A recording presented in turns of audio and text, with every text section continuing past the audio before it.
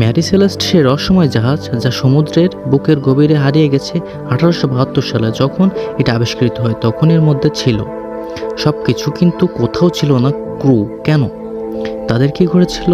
কি ভয়ঙ্কর ঘটনা ঘটেছিল যে তারা পালিয়ে যেতে বাধ্য হলো? জাহাজের মাঝখানে পড়ে থাকা খাবার, পানির বোতল, এমনকি একটি শিশুদের খেলনা, সব কিছু যেন গল্প বলছে। অদ্ভুতভাবে জাহাজের নির্দেশনাগুলো এবং নকশা ছিল অক্ষত, অথচ কোথাও কোনো চিহ্ন নেই কি ঘটেছিল সে রাতে। কি ভয়াবহতা তাদের হৃদয়ে বাসা বেঁধেছিল। সমুদ্রের গভীরে লুকানো রহস্যের মতো ম্যারি সেলেস্টের আমাদের প্রশ্নের উত্তর দেয় না, এটি শুধু আমাদের কল্পনাকে উস্কে দেয়। হয়তো তারা ভয় পেয়েছিল,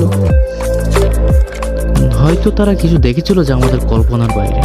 এই রহস্যের গভীরে ডুবে থেকে আমি ভাবি, কখনো কি জানতে পারবো সত্যি কি ঘটেছিল? ম্যারি